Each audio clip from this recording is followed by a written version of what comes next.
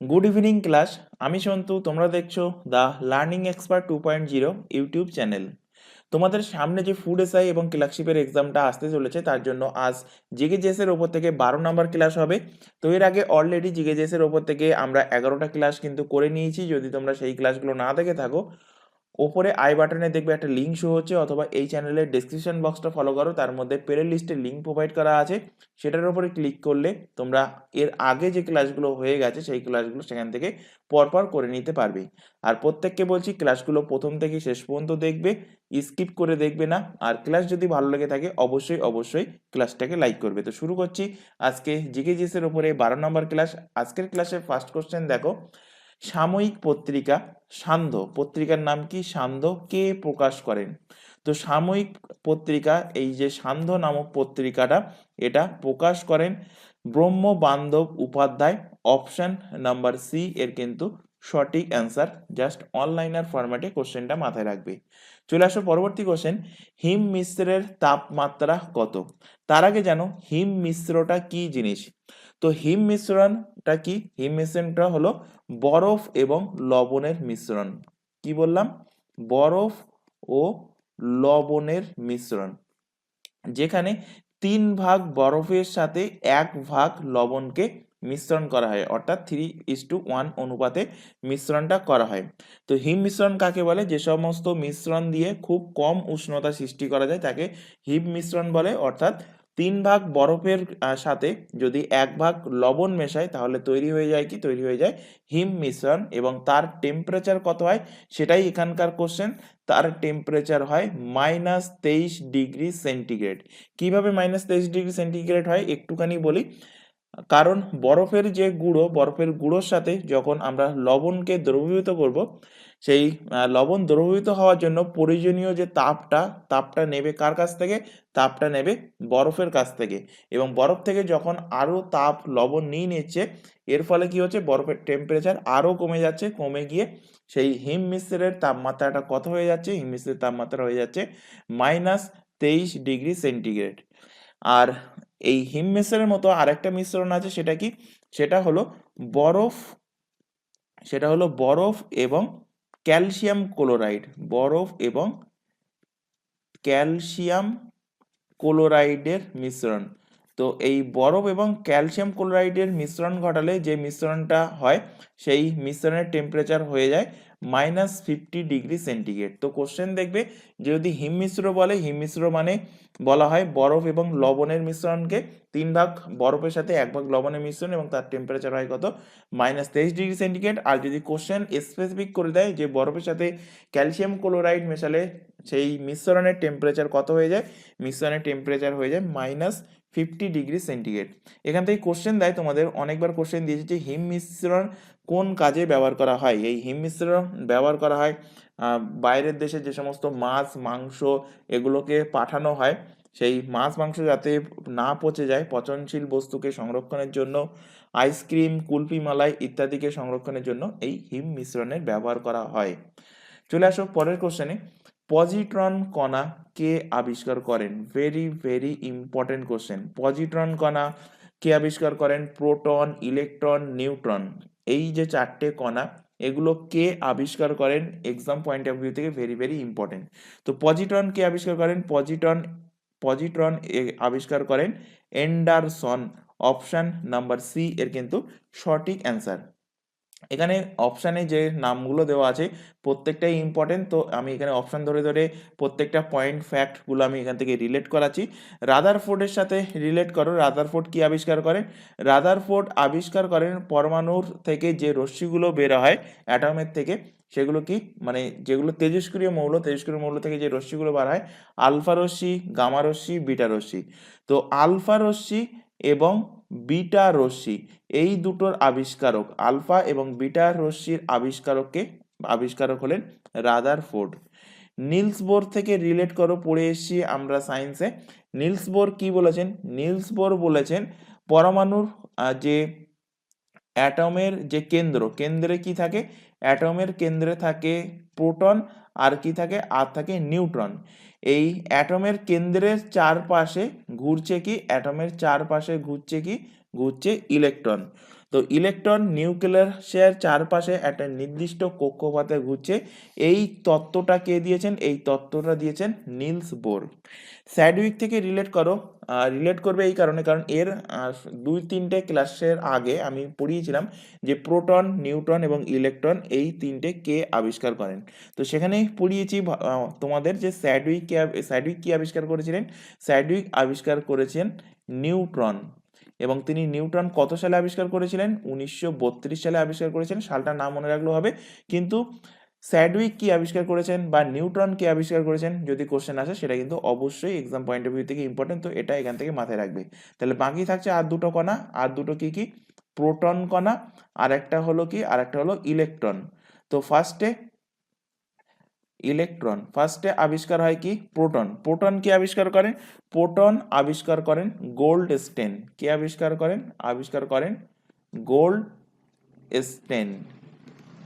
আর গোল্ডস্টেন কবে আবিষ্কার করেছিলেন? গোল্ডস্টেন আবিষ্কার করেছিলেন 1886 সালে।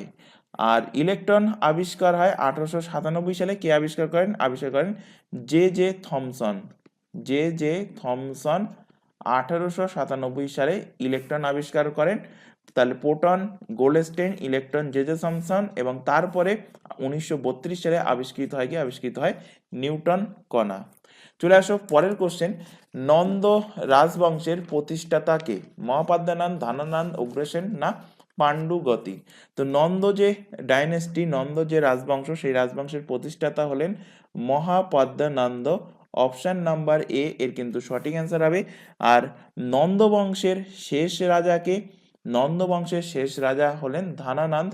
ধনানন্দকে পরাজিত করে যে নতুন ডাইনেস্টির আবির্ভাব হয় সেটা কি? সেটা হলো মৌর্য বংশ, মৌর্য বংশ, অর্থাৎ চন্দ্রগুপ্ত মৌর্য ধনানন্দকে মেরে মৌর্য বংশের প্রতিষ্ঠাতা করেছেন।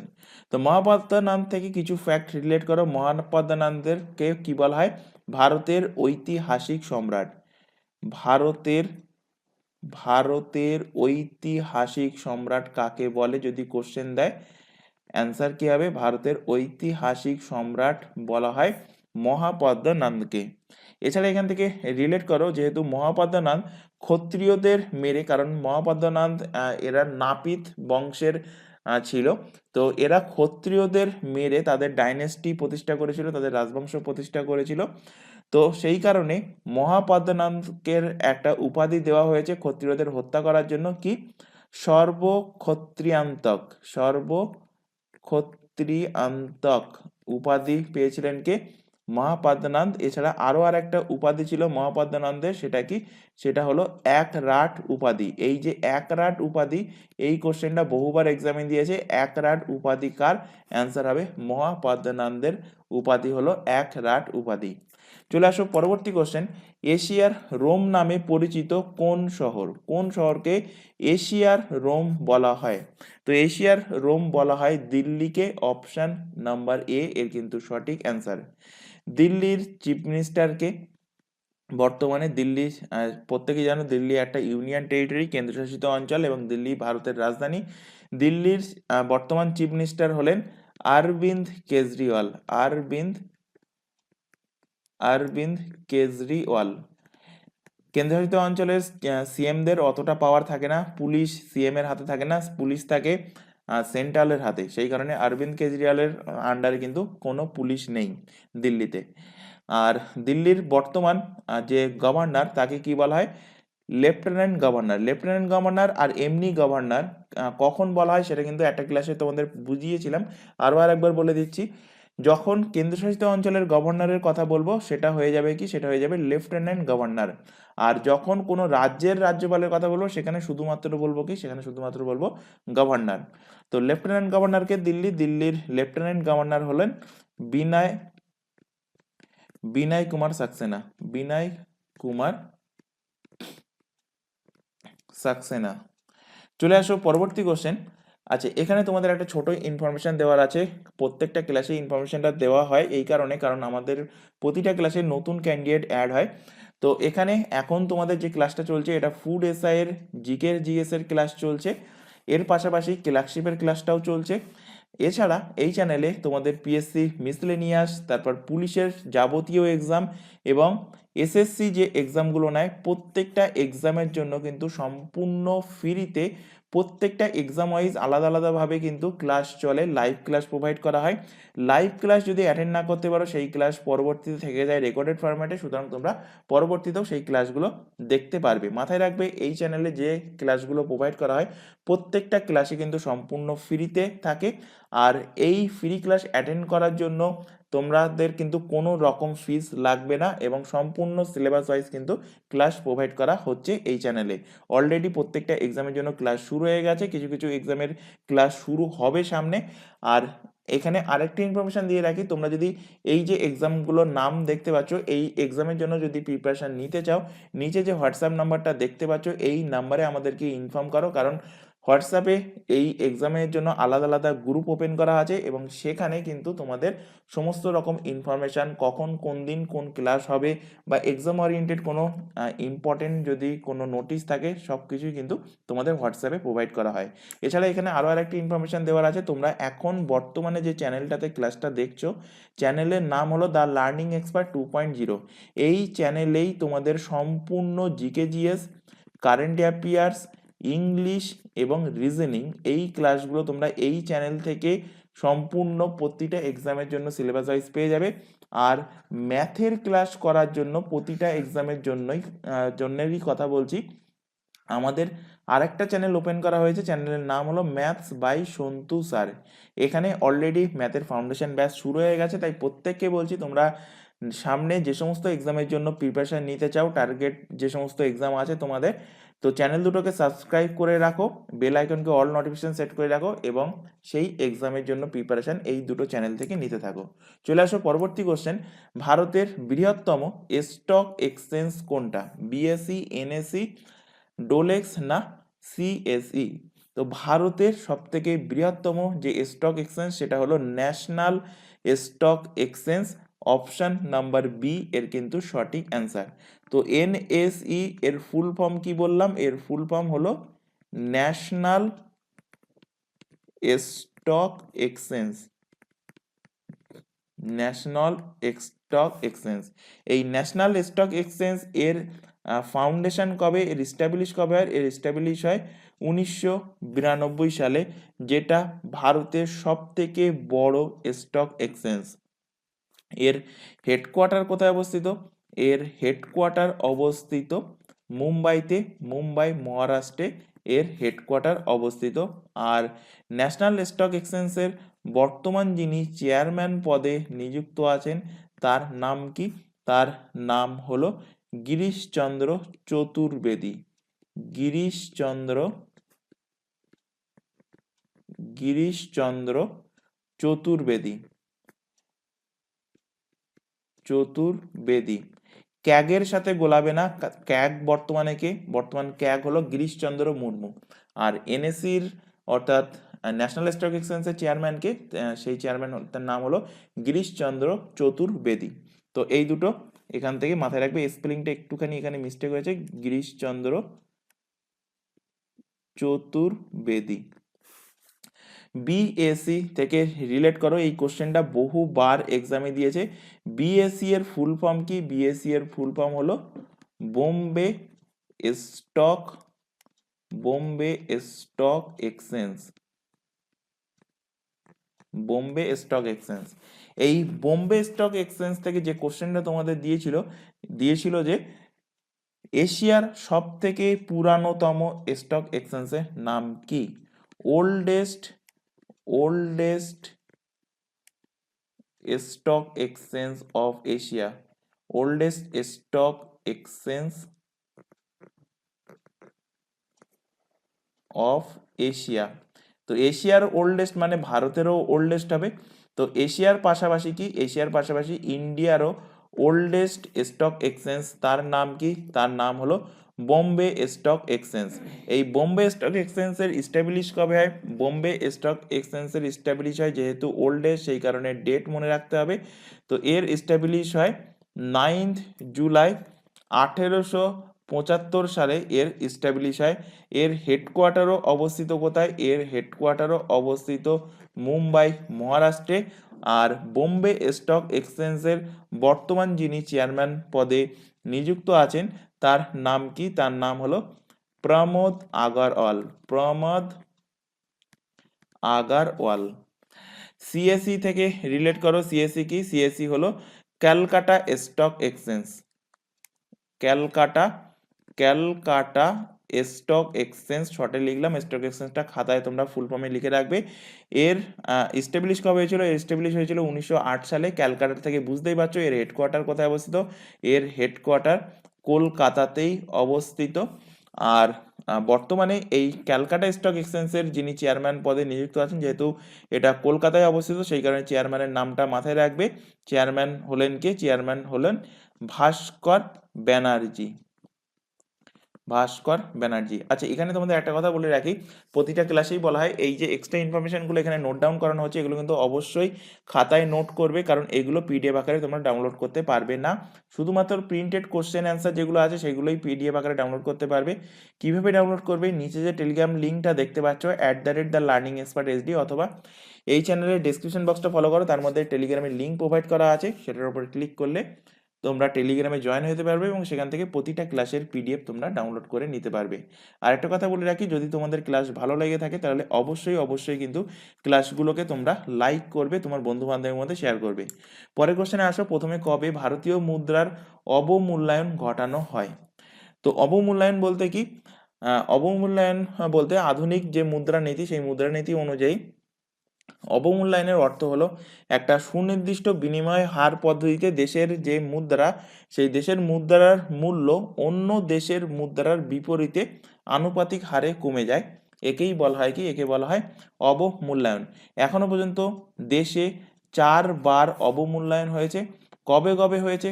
ফার্স্ট হয়েছে 1949, সেকেন্ড হয়েছে 1966 এবং থার্ড হয়েছে 1991, এবং 1991-এ আরেকবার হয়েছে, অর্থাৎ দুবার হয়েছে 1991-এ। তো টোটাল কতবার? টোটাল 4বার।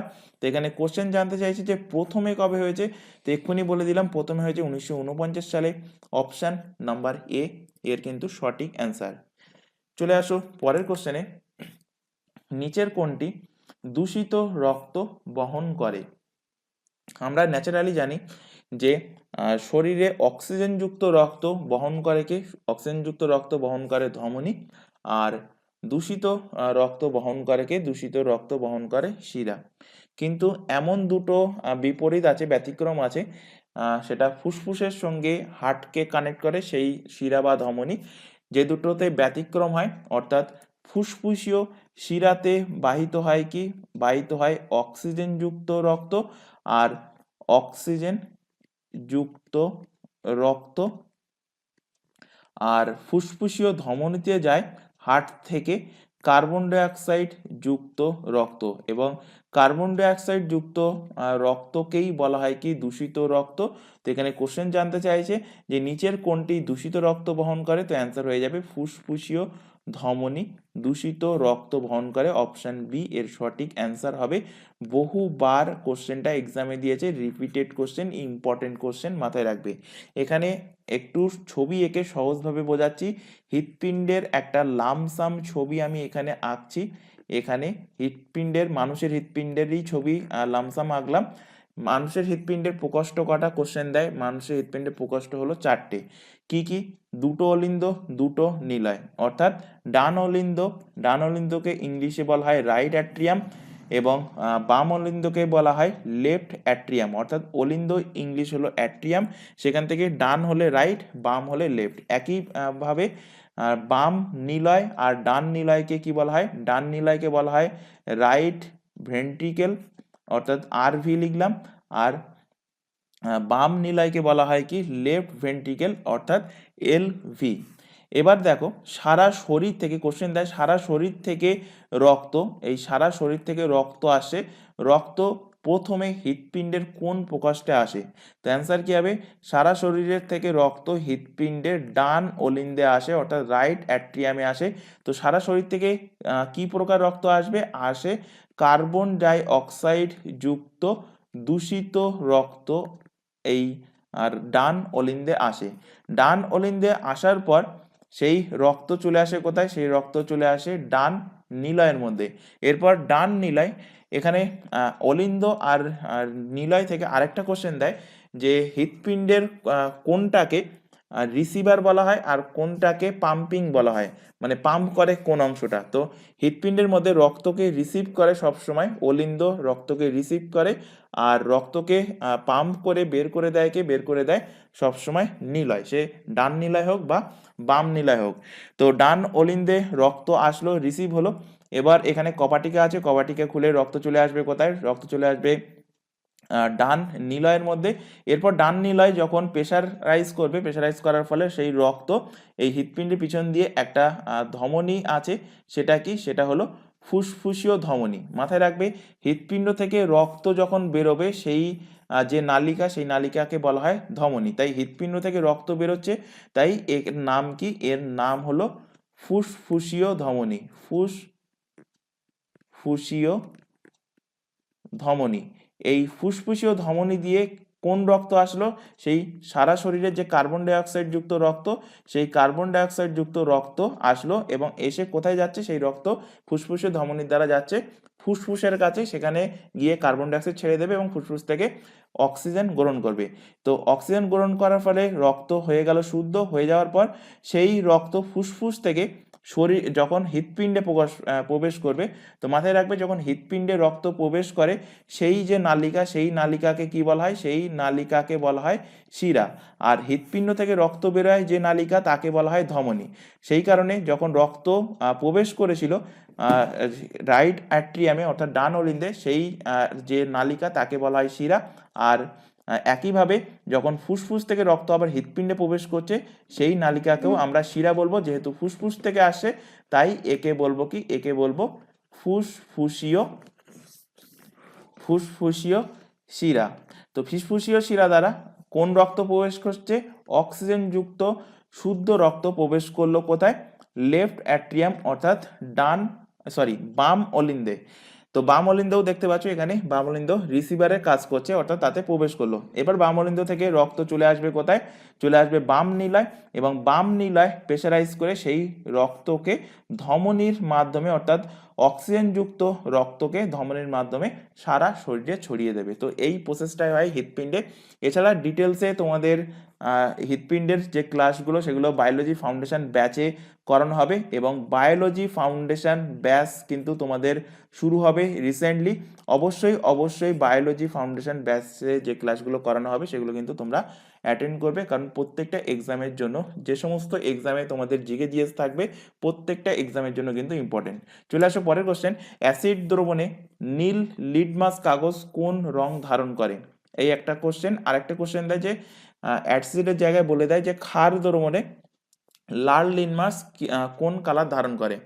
তো অ্যাসিড দ্রবণে নীল লিটমাস দিলে হয়ে যাবে কি, হয়ে যাবে লাল, অপশান নাম্বার এ এর সঠিক অ্যান্সার।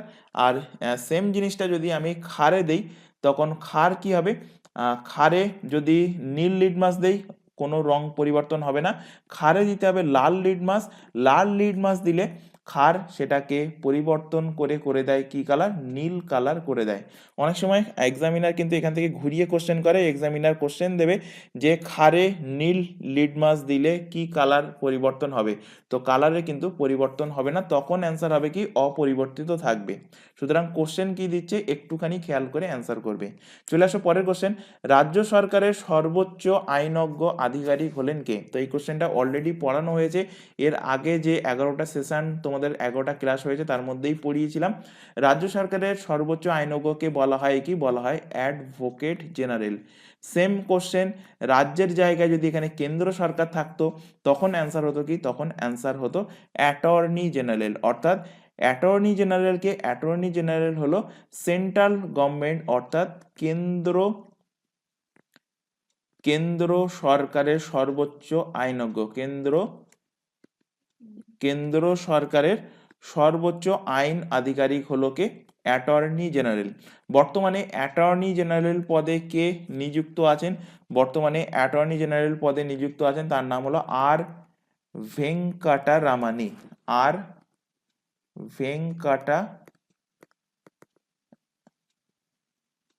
ভেঙ্কাটারামানি। এই এখানে অ্যাডভোকেট জেনারেল এবং অ্যাটর্নি জেনারেল থেকে একটা কোশ্চেন তোমাদের এক্সামে দেয় যে এদের আর্টিকেল। তো অ্যাটর্নি জেনারেল কোন আর্টিকেল বলা আছে? অ্যাটর্নি জেনারেলের কথা বলা আছে আর্টিকেল নাম্বার 76-এ। অ্যাডভোকেট জেনারেলের কথা বলা আছে আর্টিকেল নাম্বার 165-এ। এই অ্যাটর্নি জেনারেল কিন্তু ভারতের সর্বোচ্চ আইনজ্ঞ বলতে পারো, বা কেন্দ্র সরকারের সর্বোচ্চ আইনজ্ঞ। এখান থেকে আরেকটা কোশ্চেন দেবে যে ইন্ডিয়ার সেকেন্ড হাইয়েস্ট, ভারতের দ্বিতীয়, ইন্ডিয়াস সেকেন্ড হাইয়েস্ট, ইন্ডিয়ার second highest law officer, first highest বলা হয় এই অ্যাটর্নি জেনারেলকে, সেকেন্ড হাইয়েস্ট যে ল অফিসার হয় তাকে কি বলা হয়? তাকে বলা হয় সলিসিটার জেনারেল। তো বর্তমান ভারতের সলিসিটার জেনারেল পদে কে নিযুক্ত আছেন তার নামটাও এক্সামে বহুবার দিয়েছে, মাথায় রাখবে, তুষার মেহতা বর্তমানে ভারতের সলিসিটার জেনারেল, যিনি ইন্ডিয়ার সেকেন্ড হাইয়েস্ট ল অফিসার। এখান থেকে কোশ্চেন দেবে এই যে অ্যাটর্নি জেনারেলকে কে নিযুক্ত করবে, কে অ্যাপয়েন্ট করবে? তো অ্যাটর্নি জেনারেলকে অ্যাপয়েন্ট করবে ভারতের রাষ্ট্রপতি, অর্থাৎ প্রেসিডেন্ট অ্যাপয়েন্ট করবে। একইভাবে এই সলিসিটার জেনারেলকেও অ্যাপয়েন্ট কে করবে? সলিসিটার জেনারেলকেও অ্যাপয়েন্ট করবে ভারতের রাষ্ট্রপতি, অর্থাৎ প্রেসিডেন্ট অ্যাপয়েন্ট করবে। পিএম এর নির্দেশে, পিএম এর সুপারিশে রাষ্ট্রপতি কিন্তু অ্যাপয়েন্টমেন্ট করবে। আর যদি কোশ্চেন দেয় যে অ্যাডভোকেট জেনারেলকে কে অ্যাপয়েন্ট করবে? অ্যাডভোকেট জেনারেল, তো অ্যাডভোকেট জেনারেলের অ্যাপয়েন্ট করবে কে? অ্যাপয়েন্ট করবে রাজ্যের রাজ্যপাল অ্যাপয়েন্ট করবে, অর্থাৎ গভর্নর অ্যাপয়েন্ট করবে কাকে? এই অ্যাডভোকেট জেনারেলকে। এখান থেকে আরেকটা কোশ্চেন দেবে পশ্চিমবঙ্গের বর্তমান অ্যাডভোকেট জেনারেলের নাম কি? তো পশ্চিমবঙ্গের বর্তমান অ্যাডভোকেট জেনারেলের নাম হলো কিশোর দত্ত হলো পশ্চিমবঙ্গের বর্তমান অ্যাডভোকেট জেনারেলের নাম। এখানে একটা কথা বলে রাখি, এই সমস্ত যে advocate general, attorney general present যিনি পদে আছেন, এগুলো কিন্তু অলরেডি তোমাদের কারেন্ট অ্যাফেয়ার্সের ক্লাসে পড়ানো হয়ে গেছে। কারেন্ট অ্যাফেয়ার্সের ক্লাসগুলোও তোমরা অবশ্যই দেখবে। কারেন্ট অ্যাফেয়ার্সের কিন্তু জানুয়ারি থেকে, গত বছরের কথা বলছি কারণ প্রিভিয়াস 1 ইয়ারের তোমাদের কারেন্ট অ্যাফেয়ার্স অবশ্যই পড়ে যেতে হবে। তো গত বছরের জানুয়ারি থেকে জুন মাস পর্যন্ত কারেন্ট অ্যাফেয়ার্সের ক্লাস কিন্তু অলরেডি হয়ে গেছে, এই চ্যানেলেই প্রোভাইড করা আছে। তোমরা এই চ্যানেলে প্লে লিস্ট অপশানে যাবে, তার মধ্যে দেখবে ইম্পর্টেন্ট কারেন্ট অ্যাফেয়ার্স জানুয়ারি থেকে টু জুন, এই যে সেশনটা ক্রিয়েট মানে প্লে লিস্টে দেওয়া আছে সেটা কিন্তু অবশ্যই করে নেবে। এর পাশাপাশি এখন যে কারেন্ট অ্যাফেয়ার্সের ক্লাসটা চলছে সেটা হলো জুলাই থেকে ডিসেম্বর মাস পর্যন্ত, যার মধ্যে জুলাই, সেপ্টেম্বর এবং আগস্ট মাসের কারেন্ট অ্যাফেয়ার্স অলরেডি কমপ্লিট হয়ে গেছে। বাকি কারেন্ট অ্যাফেয়ার্সের ক্লাসগুলো কিন্তু রেগুলার বেসিসে তোমাদের প্রতিদিন সকালে চলছে। তো প্রত্যেকে কিন্তু কারেন্ট অ্যাফেয়ার্সের ক্লাসগুলো দেখবে, যে ক্লাসগুলো হয়ে গেছে সেগুলো কিন্তু ফলো করবে, কারণ সেখান থেকেও তোমরা কোশ্চেন পাবে। চলে আসো পরের কোশ্চেন, পূর্বের স্কটল্যান্ড নামে পরিচিত, এখানে একটুখানি কোশ্চেনটা কারেকশন করবে, এখানে কারেকশন পূর্বেরটাও বলতে পারো, পূর্বের অথবা প্রাচ্যের স্কটল্যান্ড নামে পরিচিত কোন শহর? তো প্রাচ্য বা পূর্বের স্কটল্যান্ড নামে পরিচিত হলো শিলং, অপশন এ এর কিন্তু সঠিক অ্যান্সার। কিন্তু এখানে যদি কোশ্চেন দিত যে ভারতের স্কটল্যান্ড কাকে বলে, ভারতের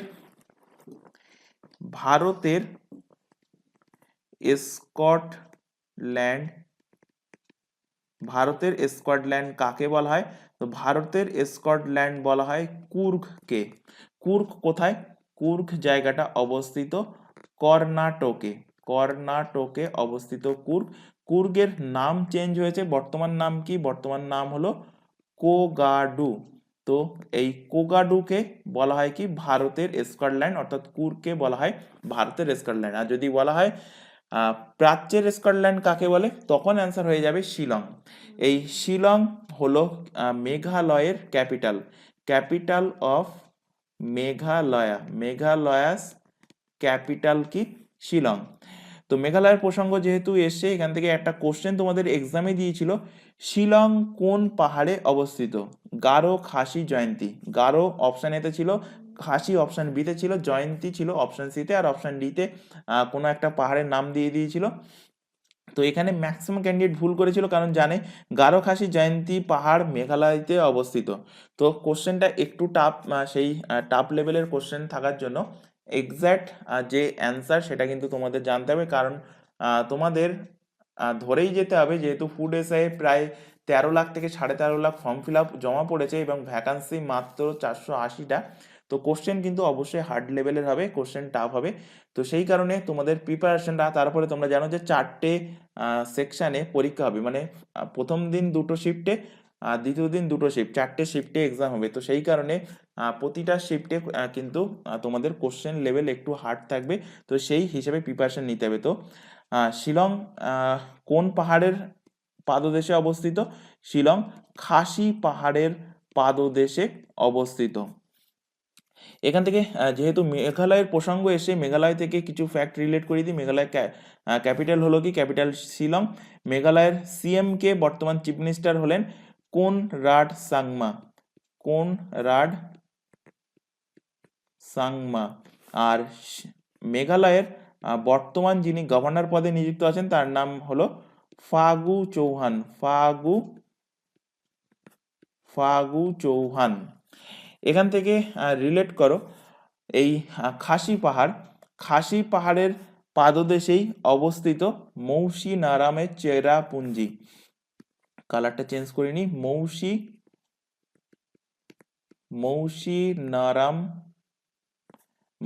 নারামের চেরাপুঞ্জি। মৌসিনরামের চেরাপুঞ্জির নাম আশা করি প্রত্যেকেই জানো। এটা কিসের জন্য ফেমাস? ভারতে সব থেকে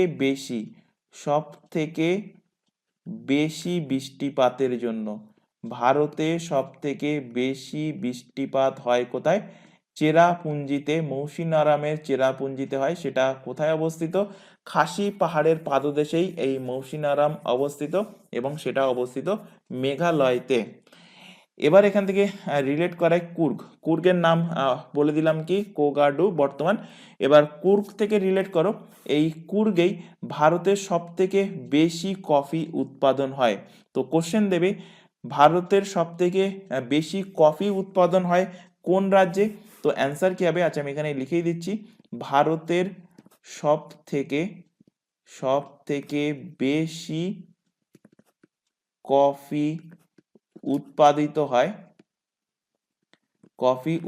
হয় কোথায়? উৎপাদন হয় কুর্গেই। কুর্গ কোথায়? কুর্গ কর্ণাটকে অবস্থিত। তো রাজ্য জানতে চাইলে অ্যান্সার হয়ে যাবে কর্ণাটক, আর এক্সাক্ট জায়গা জানতে চাইলে হয়ে যাবে কুর্গ। তো এখানে কফির প্রসঙ্গ যেহেতু এসে, এখান থেকে একটা কোশ্চেন তোমাদের রিসেন্টলি যে ডব্লিউপি নয়, কেপিএসআই এর যে এক্সামটা হয়েছে, সেই কেপিএসআই এর এক্সামে কোশ্চেনটা দিয়েছিল যে ভারতের কফি রিসার্চ ইনস্টিটিউট কোথায়? Coffee research institute of India কোথায় অবস্থিত? তো ভারতের কফি গবেষণাগার, কফি রিসার্চ ইনস্টিটিউট অবস্থিত কর্ণাটক। ম্যাক্সিমাম ক্যান্ডিডেট জানতো, কিন্তু এক্সাক্ট যে জায়গা, এক্সাক্ট যে জেলা, তার নাম জানতে চাইছিল। তো এক্সাক্ট জেলা নাম হলো চিকমাগালুর।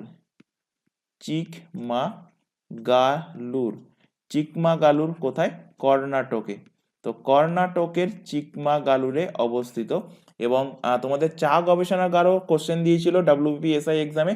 চা গবেষণাগার কোথায় অবস্থিত? চা গবেষণাগার ম্যাক্সিমাম ক্যান্ডিডেট জানে আসামে অবস্থিত, কিন্তু এক্সাক্ট জায়গা কোথায় সেটা কিন্তু অনেকে জানতো না। এটা কেপিএসআই না, এটা তোমাদের ডাব্লিউবিসিএস এর কোশ্চেন। এই কফি গবেষণাগার আর চা গবেষণাগার এবং কফি গবেষণাগার দুটি ডব্লিউবিসিএস 2023-এ যে এক্সামটা হলো সেই এক্সামেই দিয়েছিল। তো চা গবেষণাগার অবস্থিত আসামের জোরহাটে। চলে আসো পরের কোশ্চেন, অর্কিডের শহর নামে পরিচিত কোন শহর? তো অর্কিডের শহর নামে পরিচিত হলো কালিম্পং। অপশন নাম্বার বি এর সঠিক অ্যান্সার। এখানে আর একটা কনফিউজিং আছে, যদি কোশ্চেন দিয়ে দেয় যে সাদা অর্কিডের সাদা অর্কিডের শহর বলা হয় কাকে? তো সাদা অর্কিডের শহর যখন বলবে তখন অ্যান্সার হবে কার্শিয়াং। তো কোশ্চেনটা ভালোভাবে খেয়াল করবে, যদি শুধুমাত্র অর্কিডের শহর বলে তখন অ্যান্সার হবে কালিম্পং, যদি সাদা উল্লেখ করে দেয় তখন অ্যান্সার হয়ে যাবে সাদা অর্কিডের শহর বলা হয় কার্শিয়ংকে। চলে আসো পরের কোশ্চেন। ভারত ছাড়ো আন্দোলনের প্রসঙ্গে ব্রিটিশ কে কে বলেছিলেন এই সুশৃঙ্খল নিয়মানুবর্তিত অরাজকতার ফলস্বরূপ যদি সম্পূর্ণ অনাচার হয় তবে আমি ঝুঁকিপূর্ণ সিদ্ধান্ত নেব। এই উক্তিটা কে করেছিলেন, কে ব্রিটিশদের ভারত ছাড়ো আন্দোলনের সময় এই কথাটা বলেছিলেন? তো বলেছিলেন কে? বলেছিলেন Mahatma Gandhi. Option number B এর কিন্তু সঠিক অ্যান্সার হবে। এখানে বাকি যে অপশানগুলো আছে সেই অপশানগুলো যদি আমরা রিলেট করি, জওহরলাল নেহেরু কে ছিলেন? জওহরলাল নেহেরু ছিলেন ভারতের প্রথম প্রেসিডেন্ট, ইন্ডিয়াস ফার্স্ট ভারতের প্রথম প্রাইম মিনিস্টার, ইন্ডিয়াস ফার্স্ট প্রধানমন্ত্রী, ফার্স্ট প্রাইম মিনিস্টার ছিলেন জওহরলাল নেহেরু, ফার্স্ট প্রেসিডেন্ট ছিলেন ডক্টর রাজেন্দ্র প্রসাদ। আর এখান থেকে জওহরলাল নেহেরু থেকে রিলেট করো, জওহরলাল নেহেরু 1929 এবং 1930 এই দুটো কংগ্রেসের অধিবেশনে তিনি কিন্তু সভাপতিত্ব ছিলেন, এবং 1929 সালে যখন তিনি সভাপতিত্ব ছিলেন তখন রাভি নদীর তীরে তিনি ভারতের পতাকা উত্তোলন করেছিলেন। মহাত্মা গান্ধী থেকে রিলেট করো, রিসেন্টলি এর আগের ক্লাস, তার আগের ক্লাস আমি কিন্তু এই মহাত্মা গান্ধীর ব্যাপারে অনেক কিছু আলোচনা করেছি। তো আরও একবার রিপিট করাবো, রিপিট করানোর ফলে এটাই সুবিধা যে তোমরা আগে যেটা পড়েছো সেটা আরও একবার রিভিশন হয়ে যাবে, জিনিসটা আরও ভালো মুখস্থ হবে। তো মহাত্মা গান্ধী থেকে ইম্পর্টেন্ট যেটা সেটা হলো 1924 সালের ইন্ডিয়ান ন্যাশনাল কংগ্রেসের সেশনে তিনি কিন্তু সভাপতিত্ব হয়েছিলেন, প্রেসিডেন্ট হয়েছিলেন। কোথায় কোথা থেকে হয়েছিলেন? তিনি হয়েছিলেন বেলগাঁও থেকে, বা অনেক জায়গায় বেলগ্রামও লেখা থাকে। মাথায় রাখবে মহাত্মা গান্ধী শুধুমাত্র কংগ্রেসের একবারই এই বেলগাঁও থেকেই কিন্তু তিনি প্রেসিডেন্ট হয়েছিলেন। মহাত্মা গান্ধী থেকে যদি রিলেট করবে আরেকটা ফ্যাক্ট, যে মহাত্মা গান্ধীর দ্বারা প্রথম সত্যাগ্রহ কোথায় হয়েছিল? তো মহাত্মা গান্ধীর দ্বারা প্রথম সত্যাগ্রহ ফার্স্ট অপশানে থাকবে চম্পারণ, সেকেন্ড অপশানে থাকবে অসহযোগ আন্দোলন, থার্ড অপশানে থাকবে দক্ষিণ ভারতে, ফোর্থ অপশানে থাকবে ভারতে। তো অ্যান্সার কি হবে? অ্যান্সার হবে দক্ষিণ ভারতে দক্ষিণ আফ্রিকাতে মহাত্মা গান্ধী সর্বপ্রথম সত্যাগ্রহ করেছিলেন। আর যদি কোশ্চেন স্পেসিফিক করে দেয় মহাত্মা গান্ধীর দ্বারা ভারতের প্রথম সত্যাগ্রহ কোথায় হয়েছিল বা কোন সত্যাগ্রহ ছিল, তখন অ্যান্সার হয়ে যাবে চম্পারণ সত্যাগ্রহ। চম্পারণ সত্যাগ্রহ কবে হয়েছিল? চম্পারণ সত্যাগ্রহ হয়েছিল 1917 সালে চম্পারণ জেলাতে। চম্পারণ জেলা কোথায় অবস্থিত? বিহারে অবস্থিত। কি কারণে বা কাদের বিরুদ্ধে হয়েছিল সেগুলো ডিটেলসে ডিসকাস করব ইতিহাসের ক্লাসে। তো চম্পারণ সত্যাগ্রহ একটুখানি বলে দিচ্ছি।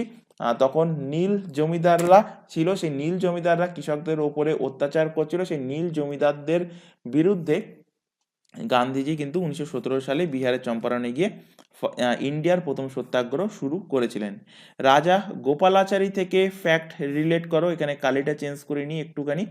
রাজা গোপালাচারী ছিলেন স্বাধীন ভারতের শেষ গভর্নর জেনারেল। তো কোশ্চেন দেবে স্বাধীন ভারতের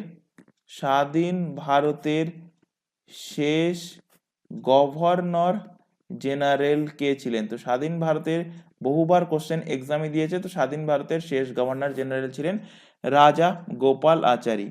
রাজা গোপালাচারী থেকে আরেকটা ফ্যাক্ট রিলেট করো, ইন্ডিয়াস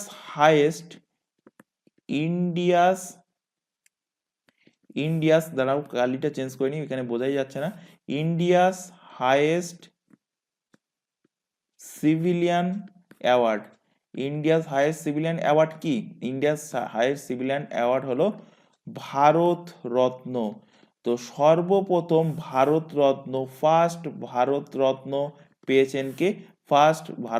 পেয়েছেন চক্রবর্তী রাজা গোপাল আচারী।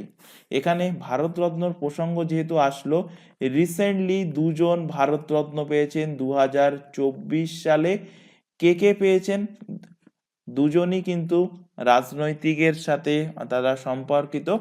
একজন হলেন কার্পুরি ঠাকুর, কার্পুরি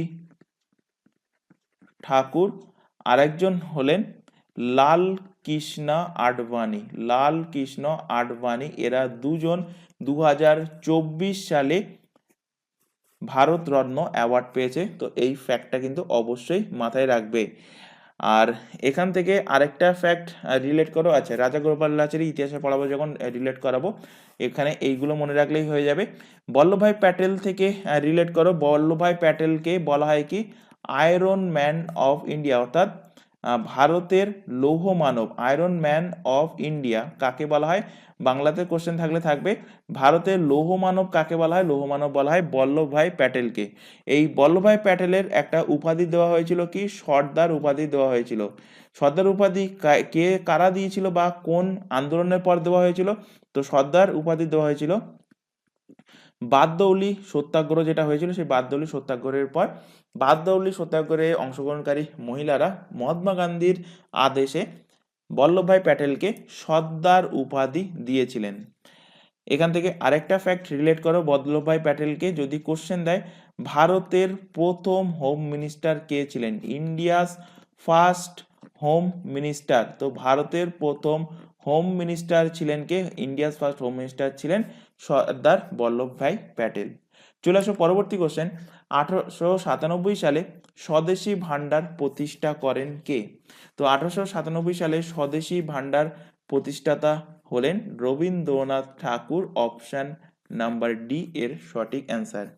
রবীন্দ্রনাথ ঠাকুরের প্রসঙ্গ যেহেতু আসলো, এখান থেকে তোমাদের একটা ফ্যাক্ট ক্লিয়ার করাবো। তোমাদের সম্ভবত কোনো একটা ক্লাসে আমি একটুখানি মিস্টেক করেছিলাম, বাংলা কোশ্চেন থেকে ইংলিশ ফরম্যাটে যখন কোশ্চেনটা বলছিলাম সেই টাইমে আমি মিস্টেক করেছিলাম। তো সেটা এখানে কারেকশন করিয়ে দেবো। অবশ্যই অবশ্যই তোমরা একটু কারেকশন করে নেবে। তো রবীন্দ্রনাথ টেগর, আর এন টেগর, রবীন্দ্রনাথ ঠাকুরের আমাদের জাতীয় সঙ্গীতের রচয়িতা, অর্থাৎ জাতীয় সঙ্গীতের তিনি কম্পোজার। তো আমাদের জাতীয় সঙ্গীত কে লিখেছেন? জাতীয় সঙ্গীত লিখেছেন রবীন্দ্রনাথ ঠাকুর। জাতীয় সঙ্গীতকে ইংলিশে আমি সেখানে একটুখানি ভুল বলে দিয়েছিলাম, বলেছিলাম যে ন্যাশনাল অ্যানথেম বলেছিলাম জাতীয় সঙ্গীতকে। তো জাতীয় সঙ্গীত ন্যাশনাল অ্যানথেম, সরি সেখানে ন্যাশনাল সং বলেছিলাম, তো ন্যাশনাল সং নয়, জাতীয় সঙ্গীতটা একটু কারেকশন করে নেবে। এটা হলো আমাদের ন্যাশনাল অ্যানথেম, ন্যাশনাল অ্যানথেম। আর ন্যাশনাল সং কোনটা আমাদের? অর্থাৎ জাতীয় গান বলা হয় বাংলাতে। তো আমাদের জাতীয় গান বা ন্যাশনাল সং হলো বঙ্কিমচন্দ্রের লেখা বন্দে মাতরম।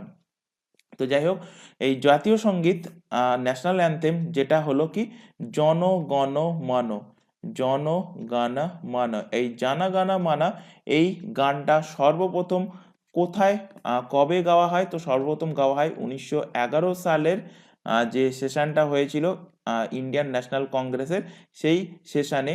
সেই সেশনটা কোথায় হয়েছিল? সেশনটা হয়েছিল কলকাতাতে হয়েছিল।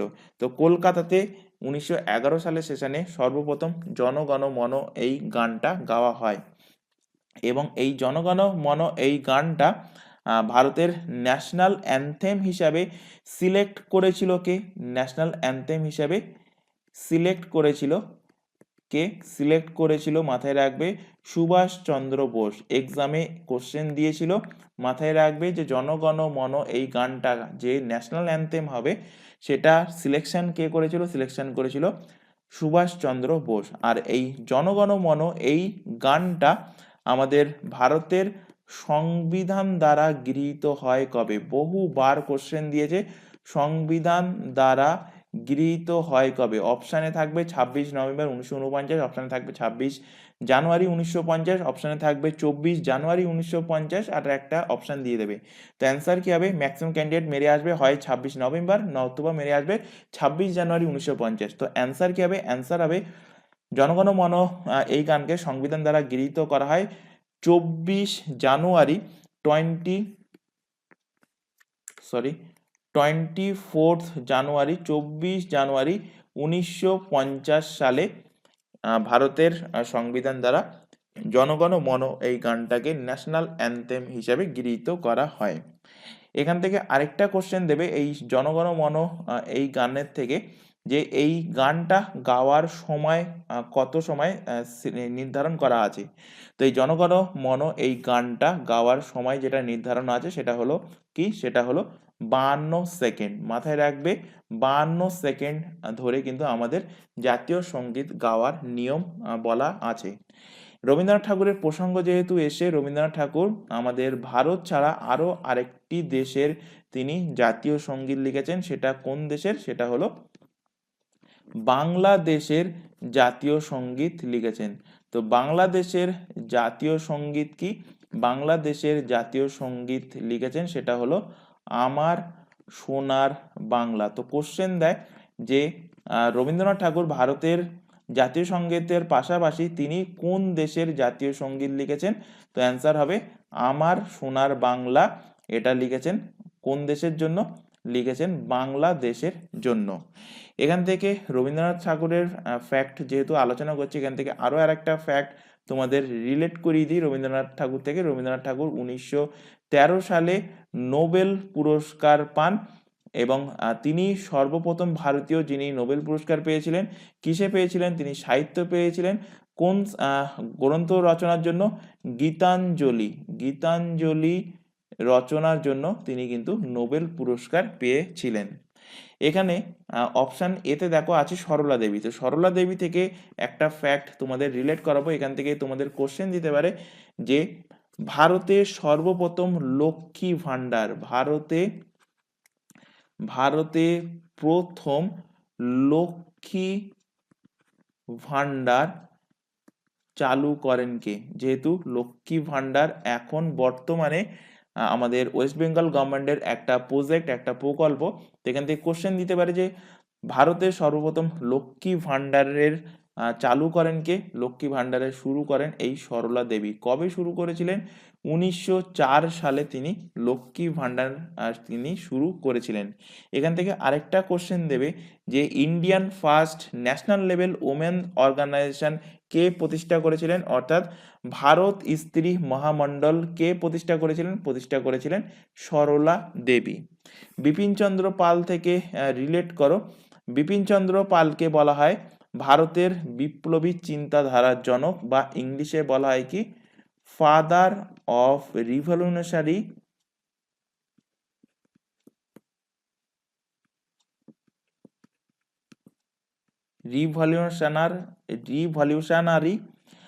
ফাদার অফ রিভলিউশনারি থট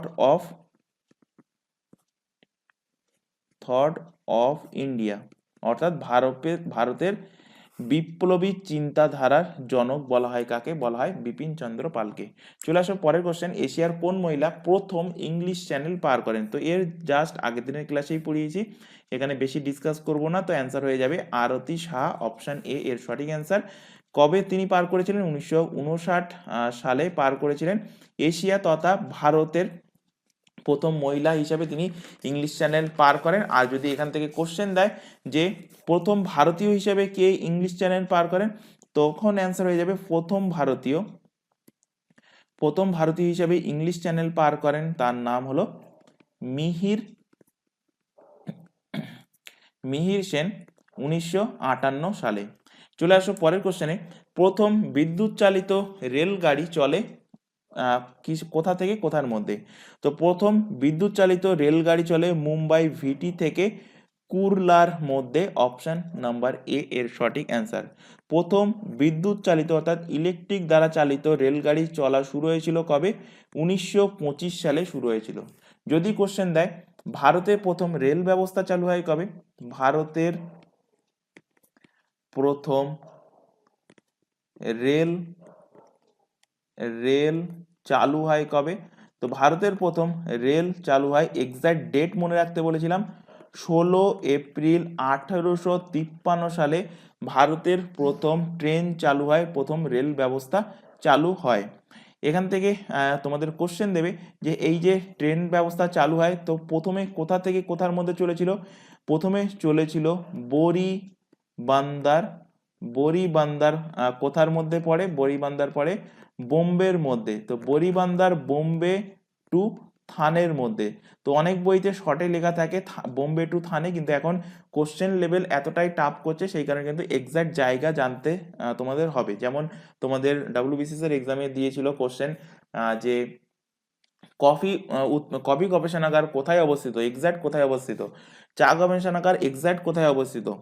কারণ প্রত্যেকেই জানে যে চা গবেষণাগার আসামে অবস্থিত, প্রত্যেকেই জানে কফি গবেষণাগার কর্ণাটকে অবস্থিত, কিন্তু এক্সাক্ট কোথায় অবস্থিত সেটা কিন্তু তোমাদের অবশ্যই জানতে হবে। তো আর এখান থেকে রিলেট করো, প্রথমে যে রেল ব্যবস্থা, এই রেল ব্যবস্থা বরিবন্দর থেকে থানে পর্যন্ত যেটা চলেছিল, এটা কত কিলোমিটার ডিস্টেন্স ছিল? ডিস্টেন্স ছিল 34 কিলোমিটার। তো প্রথমে এই 34 কিলোমিটারের মধ্যে রেল ব্যবস্থা চালু হয়েছিল। এখান থেকে কোশ্চেন দেবে, এই যে প্রথম রেলটা চলেছিল, কোশ্চেন দেবে না, কোশ্চেন অলরেডি দিয়েছে, একটা প্রিভিয়াস ইয়ারেরই কোশ্চেন, এসএসসিতে এক্সামের কোশ্চেন এটা, যে এখানে কোশ্চেন দিয়েছিল যে ভারতে এই যে প্রথম রেল চলেছিল 16 এপ্রিল 1853 সালে, এই প্রথম রেল চলার জন্য 3টে লোকোমোটিভ, অর্থাৎ 3টে লোকোমোটিভকে বাংলাতে কি বলা হয়? বাংলাতে বলা হয় রেল ইঞ্জিন। তো 3টে রেল ইঞ্জিনের ব্যবহার করা হয়েছিল। এই 3টে রেল ইঞ্জিনের নাম আছে, 3টে নাম কি কি সেটা কিন্তু অবশ্যই তোমাদের জানতে হবে। একটা হলো সাহিব, একটা হলো সুলতান, সাহিব, সুলতান, আর একটা হলো সিন্ধ। তো তিনটেই এস দিয়ে নাম, সাহিব, সুলতান অ্যান্ড সিন্ধ, এই তিনটে ছিল লোকোমোটিভের নাম, রেল ইঞ্জিনের নাম, যেটা ভারতে প্রথম চলেছিল 16 এপ্রিল 1853 সালে। এবার এখান থেকে, আচ্ছা এখান থেকে আরেকটা কোশ্চেন দেবে, যেহেতু ভারতের রেল ব্যবস্থা চালু হয়েছিল 1853 সালে, তো তখন যিনি ইংরেজ ছিলেন তার নাম কি? তার নাম হলো লর্ড ডালহৌসি, লর্ড ডালহৌসি। তো কোশ্চেন দেয়, ফাদার অফ ইন্ডিয়ান রেলওয়ে, ভারতের রেলওয়ের জনক কাকে বলে? ফাদার অফ ইন্ডিয়ান রেলওয়ে কাকে বলা হয়? তো ফাদার অফ ইন্ডিয়ান রেলওয়ে বা ভারতের রেলওয়ের জনক বলা হয় কাকে? লর্ড ডালহৌসিকে ভারতের রেলওয়ের জনক বলা হয়। এখান থেকে কোশ্চেন দেয় যে চিত্তরঞ্জন, যেটা চিত্তরঞ্জন, আচ্ছা এইভাবেও কোশ্চেন দেয় যে চিত্তরঞ্জনে যে রেলের ফ্যাক্টরি আছে, সেই চিত্তরঞ্জনটা পশ্চিমবঙ্গের কোন জেলায় অবস্থিত?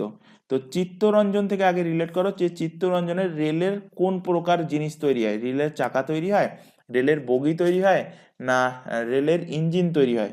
তো চিত্তরঞ্জনে তৈরি হয় রেল ইঞ্জিন। মাথায় রাখবে, বহুবার কোশ্চেন এক্সামে দিয়েছে, বহুবার রিপিটেড কোশ্চেন এখানে। রেল ইঞ্জিন ইংলিশে কি বলা হয়? এখানে লোকোমোটিভ। কি প্রকার লোকোমোটিভ? বৈদ্যুতিক রেল ইঞ্জিন, বৈদ্যুতিক রেল ইঞ্জিন, অর্থাৎ ইলেকট্রিক লোকোমোটিভ এখানে তৈরি করা হয়। এই চিত্তরঞ্জনটা পশ্চিমবঙ্গের কোন জেলায় অবস্থিত? এটা অবস্থিত পশ্চিম বর্ধমানে চিত্তরঞ্জন অবস্থিত। ওয়েস্ট বেঙ্গলের পশ্চিম বর্ধমানে চিত্তরঞ্জনে কি তৈরি হয়? ইলেকট্রিক লোকোমোটিভ তৈরি করা হয়।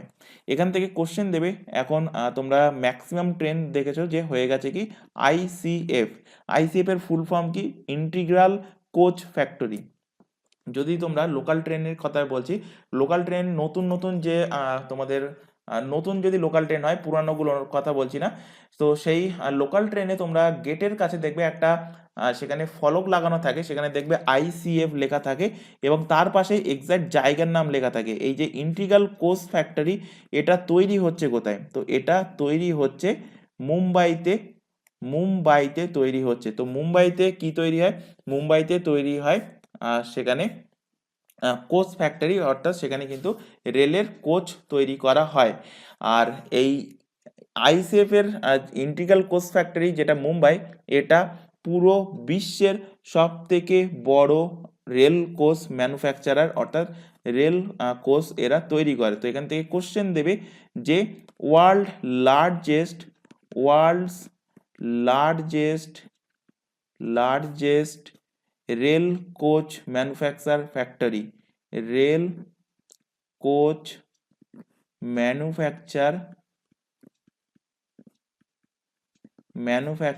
ফ্যাক্টরি কোনটা? অ্যান্সার হয়ে যাবে মুম্বাইয়ের এই ইন্টিগ্রাল কোচ ফ্যাক্টরি। এখান থেকে আরেকটা কোশ্চেন দেয় যে ডিজেল ইঞ্জিন কোথায় তৈরি করা হয়। ডিজেল ইঞ্জিন, তো ডিজেল ইঞ্জিন তৈরি করা হয় কোথায়? ডিজেল ইঞ্জিন তৈরি হয় উত্তরপ্রদেশের বারাণসীতে। ভারতের কথাই বলছি, যে ভারতে কোথায় ডিজেল ইঞ্জিন তৈরি করা হয়? তো ভারতের বারাণসী। বারাণসী কোথায়? উত্তরপ্রদেশে অবস্থিত। তো বারাণসীতে ডিজেল ইঞ্জিন তৈরি করা হয়। তো এই যে ফ্যাক্টগুলো লেখানো হচ্ছে, এগুলো কিন্তু প্রত্যেককে বলছি অবশ্যই অবশ্যই কিন্তু খাতায় নোট ডাউন করবে, কারণ এগুলো পিডিএফে তোমরা পাবে না। আর ক্লাস ভালো লাগলে অবশ্যই অবশ্যই কিন্তু ক্লাসটাকে লাইক করবে, তোমার বন্ধু বান্ধবের মধ্যে ক্লাসটাকে কিন্তু শেয়ার করবে। পরের কোশ্চেন দেখো, পশ্চিমবঙ্গের কোন জেলায় ছৌ নৃত্যের উদ্ভব হয়েছিল? তো ছৌ নৃত্যের উদ্ভব কোথায় হয়? পশ্চিমবঙ্গের পুরুলিয়া জেলায় ছৌ নৃত্যের উদ্ভব হয়। অপশন ডি এর কিন্তু সঠিক অ্যান্সার। চলে আসো পরের কোশ্চেন, জাস্ট অনলাইনের ফরম্যাটে মাথায় রাখবে। পরের কোশ্চেন দেখো, প্রখ্যাত প্রশিক্ষক জগমন্দির সিং কোন খেলার জন্য 2008 সালে দ্রোণাচার্য পুরস্কার পেয়েছেন? তো জগমন্দির সিং কোন খেলার জন্য? জগবিন্দর সিং, আচ্ছা, দ্রোণাচার্য পুরস্কার কেন দেওয়া হয়? কোচদের দেওয়া হয়, অর্থাৎ প্রশিক্ষকদের যে পুরস্কারটা দেওয়া হয় সেটা হলো দ্রোণাচার্য পুরস্কার। এবং জগবিন্দর সিং 2008 সালে পেয়েছিলেন। তিনি কোন খেলার সাথে সম্পর্কিত? তিনি কুস্তির সাথে সম্পর্কিত। অপশন নাম্বার সি এর কিন্তু সঠিক অ্যান্সার। পরের কোশ্চেনে আসো, জাতীয় বিজ্ঞান দিবস হলো কবে? তো জাতীয় বিজ্ঞান দিবস এই ফেব্রুয়ারি মাসের শেষ দিন, অর্থাৎ শেষ দিন বলতে 2024 তো লিপিয়ার, তো 29 তারিখ দিয়ে শেষ। তো ন্যাচারালি নন লিপিয়ার যে বছরগুলো হয় সেই বছরের লাস্ট যে ফেব্রুয়ারির ডেটটা থাকে 28 তারিখ, সেই 28 তারিখে ন্যাশনাল সায়েন্স ডে পালন করা হয়। তো এখান থেকে কোশ্চেন দেবে যে ন্যাশনাল সায়েন্স ডের থিম কি হবে বা থিম কি ছিল? তো 2023-এর থিম খুব সম্ভবত এক্সামে দেবে না, দিলে দেবে কোনটা? 2024-এর থিম। এবং থিম রিলিজ হয়ে গেছে। অ্যান্সার কি? থিমটা কি হবে? থিমটা হবে science for a sustainable future. Science for a sustainable future. এখান থেকে রিলেট করো 5th জুন। 5th জুনে কি পালন করা হয়? 5th জুনে পালন করা হয় বিশ্ব পরিবেশ দিবস। বিশ্ব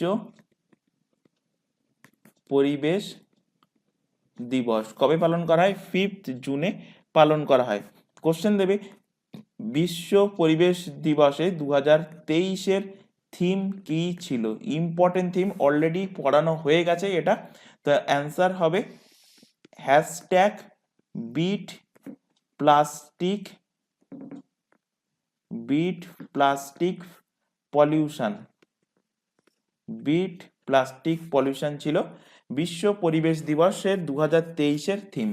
আর 7 এপ্রিলে কি পালন করা হয়? 7 এপ্রিলে পালন করা হয় ওয়ার্ল্ড হেলথ ডে, অর্থাৎ বিশ্ব স্বাস্থ্য দিবস পালন করা হয়। 2023-এ ওয়ার্ল্ড হেলথ ডের থিম কি ছিল? থিম ছিল health for all. Health for all ছিল থিম। চলে আসো পরের কোশ্চেন, রবীন্দ্রনাথ ঠাকুরের নৃত্যনাট্য বাল্মীকি প্রভা, বাল্মীকি প্রতিভা যখন প্রথম মঞ্চস্থ হয়, তখন বাল্মীকির ভূমিকায় কে অভিনয় করেছিলেন? তোমরা পিএসসির যে কোশ্চেনগুলো করে, সেই পিএসসির বিশেষ করে ক্লার্কশিপ, মিসলেনিয়াস, এই সমস্ত এক্সামে দেখে থাকবে যে এই রকম ধরনের কোশ্চেন থাকে। তো সেই কারণে কিন্তু আমি এই রকম ধরনের কিছু কোশ্চেন ইনক্লুড করেছি। তো এখানে রবীন্দ্রনাথ ঠাকুরের যে নৃত্যনাট্য বাল্মীকি প্রতিভা, এর প্রথম মঞ্চস্থ যখন হয়, সেখানে বাল্মীকির ভূমিকায় যিনি অ্যাক্টিং করেছিলেন, রবীন্দ্রনাথ ঠাকুর নিজেই অ্যাক্টিং করেছিলেন। তো অপশন নাম্বার এ এর কিন্তু সঠিক অ্যান্সার। চলে আসো পরের কোশ্চেন, সম্প্রতি কোন রাজ্য সরকার পরিবার পেহচান ওয়ান ফ্যামিলি ওয়ান আইডি চালু করেছে? তো পরিবার পেহচান ওয়ান ফ্যামিলি ওয়ান আইডি, এইটুকু মাথায় রাখবে, ওয়ান ফ্যামিলি ওয়ান আইডি, এটা চালু করেছে কে? চালু করেছে উত্তরপ্রদেশ গভর্নমেন্ট, ইউপি গভর্নমেন্ট চালু করেছে। অপশন নাম্বার সি এর সঠিক অ্যান্সার। ইউপির ক্যাপিটাল কি? ইউপির ক্যাপিটাল হলো নবাবের শহর লখনউ হলো ইউপির ক্যাপিটাল। ইউপির বর্তমান সিএম কে? আশা করি প্রত্যেকেরই এনার নাম মুখে থাকা উচিত। অ্যান্সার কি হবে? যোগী আদিত্যনাথ। যোগী আদিত্যনাথ। আর ইউপির বর্তমান গভর্নর কে? ইউপির বর্তমান গভর্নর হলেন আনন্দ দেবেন প্যাটেল। আচ্ছা, প্রত্যেক ক্লাসেই তোমাদের বলি, যেহেতু কিছু ক্যান্ডিডেট নতুন অ্যাড হয় তাদের জন্য আবার রিপিট করছি, তোমাদের যখন গভর্নর, সিএম বা কোনো দেশের যখন পড়াবো, প্রেসিডেন্ট বা প্রাইম মিনিস্টার এগুলো যখন পড়াবো, সেগুলো এক্সামের জাস্ট এক সপ্তাহ আগে একবার গুগল দেখে সার্চ করে দেখবে যে তারা বর্তমান আছে কিনা, না চেঞ্জ হয়েছে। যদি চেঞ্জ হয় অবশ্যই অবশ্যই কিন্তু সেটা চেঞ্জ করে নেবে, বা তোমরা কারেন্ট অ্যাফেয়ার্সের ক্লাস ফলো রাখবে, সেখানে কিন্তু আমরা আপডেট করিয়ে দেবো। যদিও এটা একটু তোমাদের দায়িত্বের মধ্যে পড়ে, এটা একটুখানি তোমরা সার্চ করে দেখে নেবে যে তারা প্রেজেন্ট আছেন কিনা সেই পদে। চলে আসো পরের কোশ্চেন। সাম্প্রতি প্রকাশিত the last heroes foot soldier of Indian freedom নামক গ্রন্থের রচয়িতাকে? Very very important question. তো এই গ্রন্থের রচয়িতা হলেন Palagummi Sainath. Option number C এর কিন্তু সঠিক অ্যান্সার। জাস্ট অনলাইনার ফরম্যাটে মাথায় রাখবে, foot soldier of Indian freedom গ্রন্থের রচয়িতা হলেন পাল গুম্মি, বা পি থাকবে, পি সাইনাথ থাকবে অপশানে হয়তো। তো পাল গুম্মি সাইনাথ ফুল নামটাই মাথায় রাখবে, তো অপশান সি এর কারেক্ট অ্যান্সার। পরের কোশ্চেন দেখো, সম্প্রতি কোন ভারতীয়রা ব্যাংকক ওপেন টেনিস প্রতিযোগিতায় পুরুষদের ডাবলসে চ্যাম্পিয়ন হয়েছে? তো পুরুষদের ডাবলসে চ্যাম্পিয়ন হয়েছে ব্যাংকক ওপেন টেনিসে কে হয়েছে? ইউকি ভাম্বারি আর সাকেত মেইনেনি। তো অপশন ডি এর কিন্তু সঠিক অ্যান্সার। চলে আসো পরবর্তী কোশ্চেন। সাম্প্রতি কোথায় ভারতীয় নৌবাহিনীর মেগা মিলিটারি এক্সারসাইজ অ্যামফেক্স আয়োজিত হলো? তো এটা আয়োজিত হয়েছে কোথায়? সম্প্রতি আয়োজিত হয়েছে অন্ধ্রপ্রদেশে। অপশন ডি এর সঠিক অ্যান্সার। অন্ধ্রপ্রদেশের কোথায় হয়েছে? অন্ধ্রপ্রদেশের কাকিনাডাতে। অন্ধ্রপ্রদেশের কাকিনাডাতে সম্প্রতি এই যে সামরিক মহড়া, এটাকে কিন্তু সম্পন্ন করা হয়েছে। এই অ্যামফেক্স সামরিক যে মহড়া, এই অ্যামফেক্স সামরিক মহড়াতে ভারতের 3 বাহিনী কিন্তু অংশগ্রহণ করে। তো ভারতের 3 বাহিনীর মধ্যে কে কে পড়ে? একটা পড়ে আর্মি, একটা পড়ে নেভি, এবং আরেকটা হলো ভারতের বায়ুসেনা, অর্থাৎ এয়ার ফোর্স। তো এখান থেকে রিলেট করিয়ে দিই যে বর্তমান এই তিনটে যে সেনাবাহিনী আছে, তিনটে সেনাবাহিনীর প্রধান কে আছে। তো আর্মি সেনাবাহিনীর এভাবে কোশ্চেন দেয় যে আর্মির যিনি প্রধান থাকেন তাকে কি বলা হয়? তাকে বলা হয় জেনারেল। নেভির যিনি প্রধান থাকে তাকে বলা হয় কি? তাকে বলা হয় অ্যাডমিরাল। তাকে কি বলা হয়? তাকে বলা হয় অ্যাডমিরাল। এয়ারফোর্সের যিনি প্রধান থাকেন তাকে কি বলা হয়? তাকে বলা হয় air chief marshal. Air chief marshal বলা হয়। তো বর্তমান ভারতের আর্মির জেনারেল পদে কে নিযুক্ত আছেন? তো আর্মির জেনারেল হলেন মানোজ পান্ডে। মানোজ পান্ডে। মানস কুমার শর্মার যে মুভিটা, সেটা কিন্তু ভালো মুভি, সেটা বেশ ফেমাস হয়েছে, তো সেখান থেকেই মাথায় রাখতে পারো। মানস পান্ডে হলো আর্মির বর্তমান জেনারেল। নেভির বর্তমান যিনি অ্যাডমিরাল পদে নিযুক্ত আছেন তিনি হলেন আর হরি কুমার। আর হরি কুমার। আর এয়ার চিফ মার্শাল হিসেবে যিনি নিযুক্ত আছেন বিবেক রাম ভি আর চৌধুরী। বিবেক রাম চৌধুরী আছেন এয়ার চিফ মার্শাল হিসেবে, অর্থাৎ এয়ারফোর্সের প্রধান হিসাবে। চলে আসো পরের কোশ্চেন এবং আজকের ক্লাসে তোমাদের লাস্ট কোশ্চেন। সাম্প্রতিক কোন রাজ্য বা কেন্দ্রশাসিত অঞ্চল 100 ডেজ টু সিট প্লাস্টিক ক্যাম্পেইনের কর্মসূচি চালিয়েছে? তো এটা কোন সরকার চালিয়েছে দিল্লি সরকার। অপশন নাম্বার সি এর কিন্তু সঠিক অ্যান্সার। তো আশা করি আজকের ক্লাসে যে 25টা কোশ্চেন পড়ানো হলো, প্রত্যেকটা কোশ্চেন তোমাদের ক্লিয়ার হয়েছে। যদি কোথাও কোনো রকম ডাউট থাকে সেটা অবশ্যই তোমরা কমেন্ট বক্সে কমেন্ট করে জানাবে। আর তোমাদের মধ্যে একজন আমাদের একটুখানি মিস্টেক হয়েছিল একটা ক্লাসে, যেটা ছিল জাতীয় সঙ্গীতকে আমি বলে দিয়েছিলাম ভুলবশত ন্যাশনাল সং, তো সেটা কারেকশন করে নেবে, ন্যাশনাল অ্যান্থেম হবে। এবং ভুলটা ধরিয়ে দেওয়ার জন্য তাকে অসংখ্য ধন্যবাদ। মানুষ মাত্রে ভুল হয়, ক্লাস পড়াতে পড়াতে ক্লাসের থ্রোতে অনেকটা যখন ক্লাস লেন্দি হয়ে যায় তখন একটুখানি হয়তো সিলি মিস্টেক হতেই পারে। তো সেটা যদি তোমাদের কোথাও মনে হয় তো অবশ্যই অবশ্যই কমেন্টে জানাবে, আমরা সেটা পরবর্তী ক্লাসে কারেকশন করিয়ে দেবো। তো আজকের ক্লাস এই পর্যন্ত। আশা করি আজকের ক্লাসে যেগুলো পড়ানো হয়েছে প্রত্যেকটা জিনিস ক্লিয়ার হয়েছে। ক্লাস ভালো লাগলে অবশ্যই ক্লাসটাকে লাইক করবে, তোমার বন্ধু-বান্ধবের মধ্যে শেয়ার করবে। আর যে ক্লাসগুলো প্রোভাইড করা হচ্ছে ১ম থেকে শেষ পর্যন্ত অবশ্যই দেখবে। আগের ক্লাস যদি দেখা হয়েও যায়, তো ক্লাসগুলোকে কিন্তু অবশ্যই রিভিশন করবে। তো আজকের ক্লাস এই পর্যন্ত। নেক্সট দেখা হবে পরবর্তী ক্লাস নিয়ে। Thank you.